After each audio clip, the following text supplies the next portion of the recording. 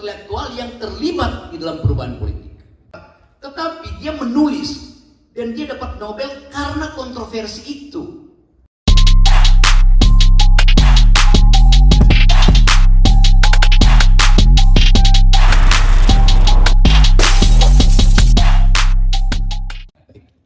Oke, bismillahirrahmanirrahim. Assalamualaikum warahmatullahi wabarakatuh. Terima kasih teman-teman semua yang sudah hadir di acara kita, diskusi publik memaknai kebebasan intelektual yang kita adakan di Uskudar Genslik Merkez. Sebelumnya mungkin teman MC mungkin belum mempersilahkan Bung Rocky untuk duduk di depan. Oke. Gak ada tangga? Oke, terima kasih. Sambil berjalan juga kita kenal Bung Rocky Gerung. Kebetulan beliau lahir pada tanggal 20 Januari 1959. Itu di Google aja. Itu yang di Google. Yang penting ulang tahunnya besok ya. Selamat tahun, Bro.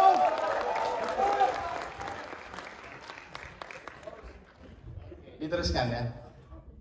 Di Wikipedia banyak ya. Jadi kita langsung singkat. Beliau mendirikan Setara Institute. Kalau teman-teman tahu itu institut yang cukup moderat dan progres di zamannya. Sampai sekarang ya, Bung ya. Dan beliau ini terkenal dengan filsafat kontemporer. Jadi teman-teman yang mau mempertanyakan hal-hal yang berbau filosofis silahkan, kita tunggu, tapi kita kasih waktu buat beliau. Mungkin kenapa kita melatar belakangi judulnya kebebasan intelektual. Mungkin ini kan teman-teman lagi belajar semua kebanyakan dan lagi studi. Mungkin sedikit ya prolognya dari saya. Kita tuh sadar bahwa kita ini adalah hewan yang berbicara. Menurut Ibnu Khaldun, mungkin dalam mukaddimah ya Prof, saya izin. Al-insan hayawanun natik. Jadi manusia adalah orang yang berbicara gitu. Hewan ya. Jangan salah ya. Semoga nggak salah. Nah di sini kita tuh pengen tahu gitu, bagaimana sih batas-batas kebebasan intelektual yang kira-kira bisa kita eksplor gitu. Karena implikasinya nanti gitu kan. Ini kan teman-teman semua kan sekolah dan pasti akan berkiprah di masyarakat gitu. Terserah nanti masyarakat Indonesia ataupun masyarakat di kancah global. Kita ini pengen tahu bagaimana kita dapat menggunakan kebebasan kita secara intelektual dengan bertanggung jawab seperti itu. Dan bagaimana pendidik gitu, mungkin nanti guru dapat menumbuhkan lingkungan yang mendorong wacana yang terbuka dan dengan perspektif yang beragam gitu. Karena kita tahu ya kebebasan akademik itu kadang-kadang sebuah wacana yang muncul yang diharapkan agar berkembang ilmu pengetahuan dan teknologi. Tapi kadang-kadang di negara kita sering terjadi pembatasan-pembatasan seperti itu. Nah ini telah hadir bersama kita Prof. Rocky Gerung ya, atau Muhammad Rocky Gerung ya. Banyak ya, beliau ngasih nama sendiri ya. Bersama kita akan berbagi wawasan dengan kita. Setelahnya nanti kita akan laksanakan tanya jawab seperti itu. Waktu dan tempat kepada beliau kami persilahkan. Oke, teman-teman, terima kasih karena saya tidak diundang di sini, saya dibajak. Dibajak Pak. Dan sangat bagus kalau kita bisa mengucapkan beberapa hal yang tidak mungkin kita bahas di wilayah politik, di tempat di Jakarta orang bicara panjang lebar tentang politik, tapi tanpa fondasi intelektual. Itu yang jadi problem kita. Akibatnya apa? Akibatnya politik jadi semacam tukar tambah material, bukan tukar tambah gagasan atau konseptual. Itu yang menyebabkan kita terjerembab di dalam lorong gelap kekuasaan. Dan kita tidak lagi merasa bahwa ada demokrasi di Indonesia itu. Justru dari teman-teman luar sini bisa menilai dengan kacamata akademik apa sebetulnya yang menyebabkan kita tidak sanggup untuk mencerna buah reformasi. Kita tahu bahwa reformasi didahului oleh pertengkaran intelektual tentang nasib demokrasi di era pemerintahan Pak Soeharto. Tapi kemudian lambat laun secara evolusioner kita bertemu dengan kekuasaan yang lebih bodoh, lebih tolol, lebih dungu, lebih dangkal, yaitu kekuasaan Presiden Jokowi. Saya sebut itu dengan terang-terangan karena ternyata perbandingan-perbandingan yang kita buat selama ini tidak menghasilkan kesepakatan apa sebetulnya nama rejim ini.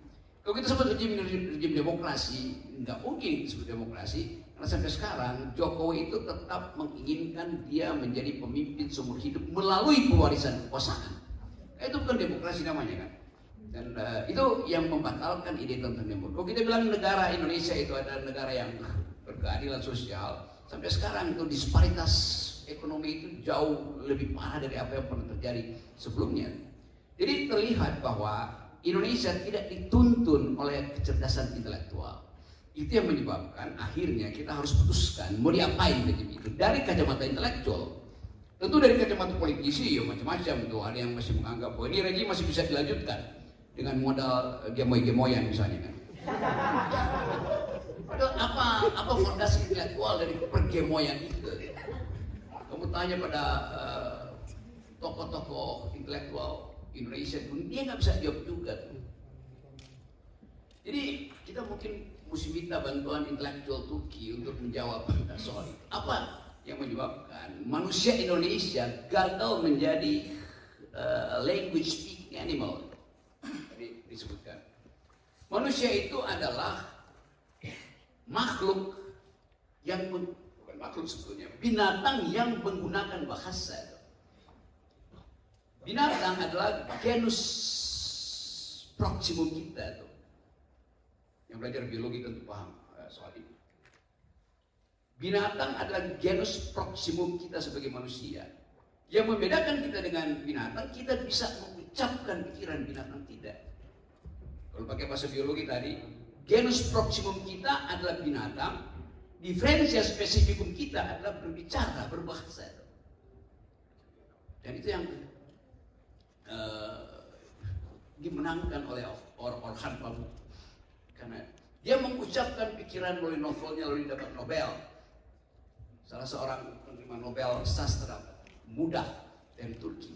Jadi kita bayangkan, kita ada di wilayah di mana kegagapan berpikir itu menyebabkan kita nggak mungkin mengucapkan pikiran secara terang-terangan. Saya mengucapkan pikiran sebagai oposisi, saya bilang Jokowi adalah bajingan tolol. Lalu saya dipenjarakan, mau dipenjarakan. Untung terjadi perubahan politik sehingga saya gagal dipenjarakan walaupun kasusnya masih ada. Nah, saya ucapkan kata itu untuk mewakili kegaduhan pikiran yang tidak mungkin diucapkan dengan kalimat yang akademis itu. Hanya dengan kata bajingan tolol orang tahu, oh iya ya, dia bukan lagi seorang yang kita sebut negarawan.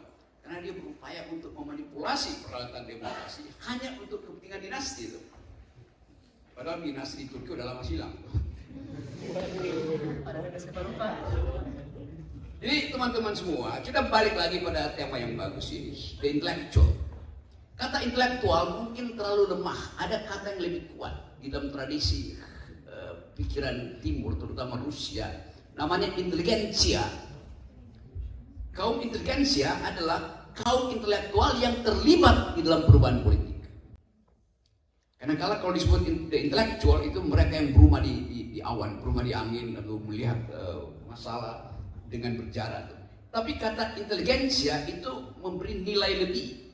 Atau dalam bahasa yang mungkin anak-anak sosiologi di sini atau yang belajar teologi, belajar tentang Antonio Gramsci, ada istilah organik intelektual. Kaum intelektual yang paham nasib bangsanya dan mau berkotor tangan untuk memperbaiki. Yang sekarang diajukan oleh Anies sebagai upaya perubahan.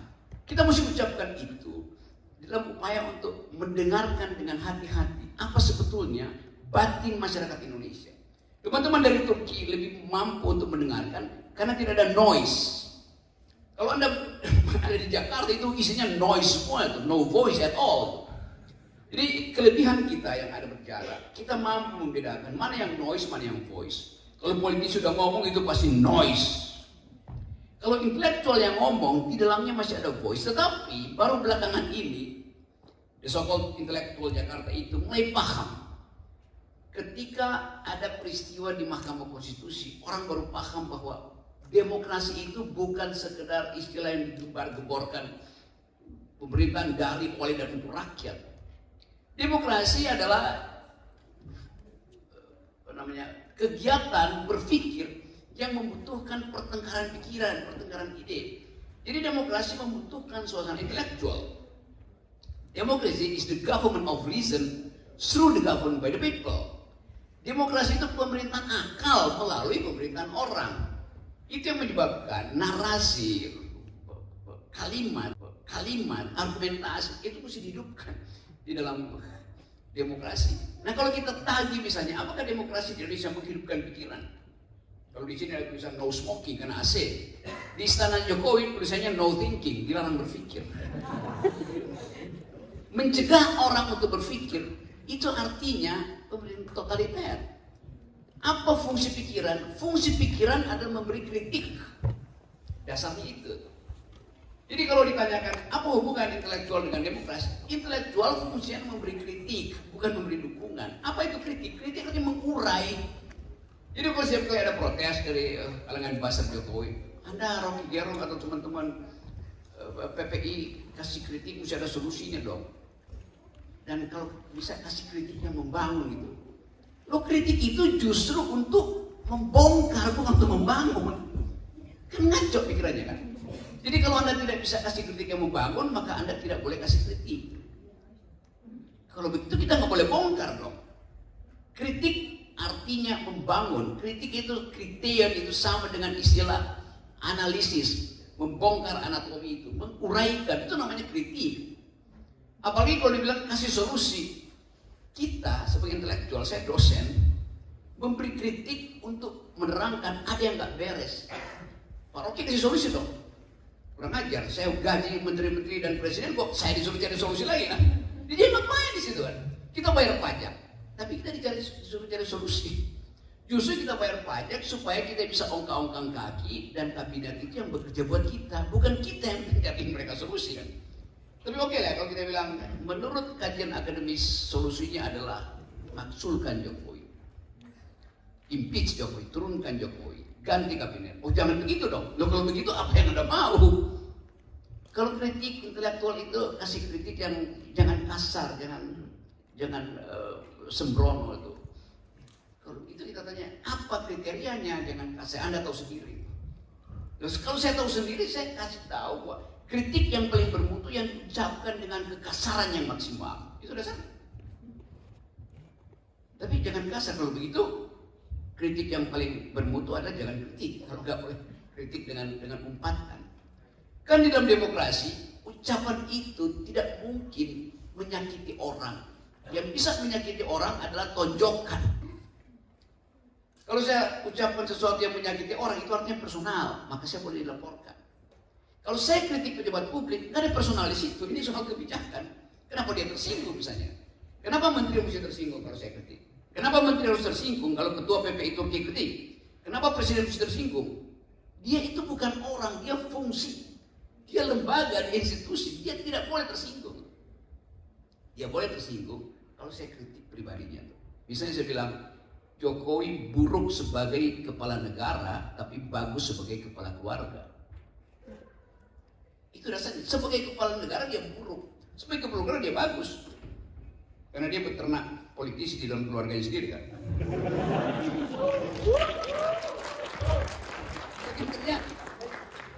Kalau orang bilang nggak ada dinasti di dalam politik Jokowi, memang nggak ada dinasti di situ. Dinasti itu darahnya biru. Yang dilakukan Jokowi darahnya kotor. Nggak ada dinasti berdarah kotor. Apakah Jokowi melanggar konstitusi dengan menyuruh Gibran jadi wakil presiden? Gibran itu anak kecil, Kaisang anak kecil. Mestinya dilindungi, jangan disuruh bermain politik tempat orang dewasa. Jadi Jokowi tidak melanggar undang-undang dasar, dia melanggar undang-undang perlindungan anak. Mestinya begitu kita ucapkan. Asal usulnya. Jadi sekali lagi kita ada dari kejauhan, tapi mental kita selalu ingin tahu apa nasib Indonesia setelah 14 Februari 2024. Kenapa? Mesti kita bicara dengan sekarang. Karena Anda di Turki mesti tentukan Anda mau balik ke Indonesia apa enggak. Bagaimana kalau Anda balik ke Indonesia tiba-tiba wakil presiden aja yang akan nyambut saudara ada Gibran. Saya bisa bayangin bagaimana kekacauan saudara. Saudara membayangkan saudara pulang ke sana ke Indonesia dan saudara bertemu dengan satu kabinet baru yang di dalamnya ada pertengkaran intelektual tentang nasib IKN, tentang nasib carbon trading, tentang nasib industri nikel, tentang apakah IKN itu harus diubah desainnya sehingga teman saya tadi yang belajar arsitektur si Alfa, si Al ini mau rubah itu dari tradisi saya nggak tahu IKN itu pakai gaya apa di situ, Mediterranean, Yunani atau Gotik atau campuran antara istana Solo dan istana Istanbul. Kita mau pelajari dari sekarang, mulai mendeteksi apa yang akan terjadi setelah 14 Februari nanti. Itu yang menyebabkan saya beredar terus, saya bolak-balik ke seluruh kampus, kadang-kala ada di Eropa, sekarang ada di Turki, pernah diundang PPI di Amerika. Dan saya tangkap bahwa generasi hari ini menginginkan ada perubahan politik. Karena itu yang akan melegakan mereka. Saya tahu kalian kadang-kala ada yang takut bicara karena dapat LPDP, segala macam kan. Ya saya seperti itu. Kenapa saudara takut? Beasiswa saudara itu bukan beasiswa Jokowi, itu beasiswa rakyat, termasuk pajak saya bayar supaya Anda bisa sekolah. Jadi itu bukan beasiswa pemerintah. Itu dulu beasiswa presiden. Waktu SBY itu dinamakan dulu beasiswa presiden. Sehingga ada jumlah uang yang di-keep untuk tidak boleh diambil hanya untuk bayar beasiswa. Orang-orang yang ingin belajar. Lalu diubah menjadi beasiswa negara. Kenapa? SBY merasa nanti dianggap beasiswa saya. Pak SBY benar, itu beasiswa negara artinya uang rakyat. Tapi sekarang dirumus-rumuskan, kalian masuk Indonesia di luar negeri, tolong hormati dong, kalian kan dapat LPDP dari Jokowi ya. Itu dan mana cerita Jokowi bisa kasih beasiswa untuk saudara? Dia kepala negara, karena itu dia berhak untuk memberi beasiswa karena mengumpulkan uang rakyat. Jadi itu pun seringkali membuat intelektual yang diaspora ini takut untuk bicara. Nah itu udah memperlambat kita menemukan kembali Indonesia. Kalau saya balik pada ide awal Republik, Republik ini didesain oleh kalangan intelektual, mereka yang berpikir. Yang kadang-kala lulusannya SMA. Haji Agus Salim orang yang paling pintar berdebat di PBB dan bisa mengalahkan diplomat dunia, hanya lulus SMA. Sultan Syahrir tidak pernah lulus dari Leiden, tapi jadi Perdana Menteri paling muda dan mampu bertengkar di forum PBB. Semua kita ada mengerti mereka itu. Buya Hamka itu lulusan SD tapi bisa membuat novel yang imajinasinya melampaui zaman itu. Siapa lagi? Natsir. Semua mereka pembaca buku, bukan pembaca komik. Kita ingin menemukan kembali genealogi negeri ini yang basisnya adalah intelektual. Bung Karno sendiri adalah seorang intelektual. Jenderal Sudirman adalah seorang guru itu. Dan semua mereka kita hargai karena pemikirannya. Sekarang kita bertemu dengan pemimpin-pemimpin yang kalau Anda berdiri di atas menara mungkin ada drone, kalau ada semacam Bukit Sulaiman di Jakarta kita lihat dari atas itu kok yang mondar-mandir di Monas itu ada orang-orang tapi dengan kepala kosong. Terpaksa kita mengucapkan itu secara jujur. Karena kita tidak pernah bertemu dengan pikiran. Anda lihat semua talk show yang dihadiri oleh politisi itu tidak ada isinya kan. Menjagokan ini, menjagokan itu, saling klaim. Tapi apa intinya? Baliho di mana-mana dipasang seluruh Indonesia. Tapi yang kita lihat adalah wajah manusia, bukan isi pikirannya. Dan wajah menjijikkan. Yang kadang-kala malam-malam itu ada baliho seseorang di bawah pohon, kesorot lampu mobil itu kelihatan seperti genderuwo di situ. Jadi Anda akan menemukan ide baru ketika Anda punya jarak dengan Jakarta. Tapi jarak itu adalah jarak akademis. Jarak akademis ada jangka waktunya. Ketika Anda selesai, Anda mesti tentukan. Anda mau jadi warga negara yang terlibat atau Anda melarikan diri dari problem bangsamu. Itu dasarnya. Semacam upaya untuk mencari ide apa sebetulnya akar kebangsaan bangsa ini. Seperti novel-novel orang-orang Bambuk yang berupaya untuk mencari Turki itu basis kebudayaannya apa, identitas primernya apa. Walaupun novel-novel beliau itu menimbulkan kontroversi bahwa seolah-olah dia pro Barat dan berupaya untuk menyeberangkan pikiran-pikiran dari Turki itu sebagai mencari landasan filosofi pada barat. Tetapi dia menulis dan dia dapat Nobel karena kontroversi itu. Itu artinya ada duel pikiran di Turki. Kita nggak lihat duel pikiran itu di Indonesia. Kita nggak lihat lagi ada pikiran-pikiran jurnalis yang bermutu. Jurnalis senior justru adalah penjilat kekuasaan yang kemudian sadar lalu nangis di depan televisi. Kan itu yang terjadi. Jadi saya balik pada tema ini. Hubungan antara intelektual dan kebebasan. Kebebasan hanya disebut kebebasan kalau dimungkinkan pertengkaran argumentatif. Jadi kondisi itu yang bisa kita katakan ada kebebasan. Sekarang seorang anak misalnya protes kecil bikin berita yang mengolok-olok istana ditangkap polisi di Jakarta. Lalu apa kebebasannya? Rektor berkali-kali melarang saya untuk bicara. Padahal mahasiswa seluruh Indonesia mengundang saya setiap hari. Tapi rektornya, satu waktu ada rektor di sebuah universitas negeri, dia bilang begini, tolong mahasiswa, saya nggak ada keberatan Pak Rocky bicara, tapi jangan ketika saya masih menjadi rektor. Rektor lain bilang, oke Pak Rocky boleh bicara, tetapi jangan di dalam ruangan yang ada gambar Presiden Jokowi yang biasanya ditaruh. Ada yang bilang, rektor satu lagi bilang, udah datang aja, nanti saya siapkan kafe, undang banyak orang, saya bayarin, tapi jangan di kampus. Jadi kampus sebagai wilayah pertengkaran akademis hilang dimensi intelektual. Bayangkan rektor takut pada pikiran, padahal kampus desain untuk percakapan pikiran. Pikiran hanya disebut pikiran kalau dibantah pikiranmu. Kalau Anda berpikir, Anda bikin tesis kan hasil pikiran, buku hasil pikiran, skripsi hasil pikiran, disertasi hasil pikiran. Kalau hasil pikiranmu tidak dibantah oleh disertasi tesis yang lain, itu artinya Anda tidak berpikir karena tidak ada mempersoalkan pikiran. Kalau di dalam kelas tidak ada perdebatan, semua orang mengangguk-angguk, itu artinya tidak ada pertukaran pikiran. Seseorang disebut berpikir kalau dia minta diganggu oleh pikiran sahabatnya, oleh pikiran lawan berpikirnya.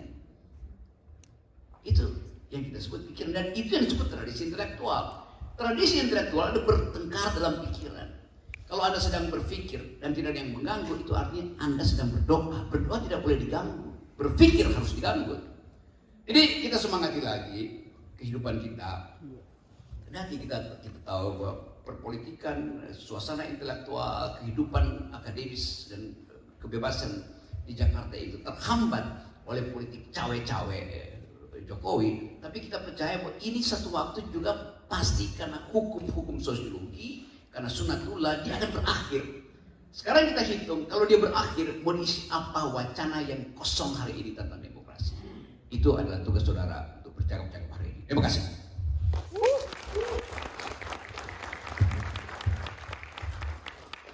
Terima kasih Bung Rocky atas sebuah paparannya tentang memaknai kebebasan intelektual teman-teman, dan cukup padat.